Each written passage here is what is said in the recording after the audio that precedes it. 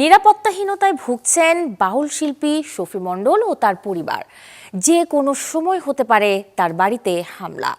অপ্রীতিকর ঘটনা এড়াতে তাই শফি মণ্ডলের বাড়িতে মোতায়েন করা হয়েছে পুলিশ।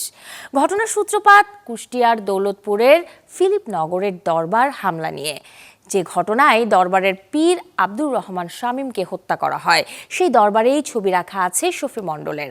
আশঙ্কা করা হচ্ছে বিক্ষুব্ধ জনতার রোষানলে পড়তে পারেন এই লালন সাধক ও তার পরিবার, আর তাই প্রশাসনের পক্ষ থেকে পুলিশ মোতায়েন করা হয়েছে বাউল শিল্পীর বাড়িতে। এ নিয়ে চ্যানেল 24 এর সাথে মুঠোফোনে কথা বলেছেন শফি মণ্ডল। আসলে পুলিশ মোতায়েন যে কেন হয়েছে এটা আমিও জানি না। আমার ওই যে ওখানে একটা হামলা হয়েছে, একটা পীর মারা গেছে।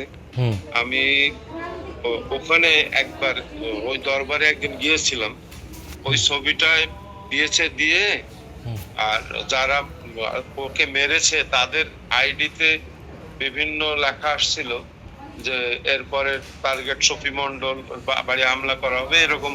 আমার মনে হয় পুলিশ সেই জন্যই আমার বাড়িটাকে ঘিরেছে। এমন একটা ধাক্কা একটু এসছে, একটু খারাপ লাগা স্বাভাবিক। তবে আমি বিচলিত না, ক্ষুব্ধও না। আমি স্বাভাবিক থাকার চেষ্টা করছি, স্বাভাবিক আছি।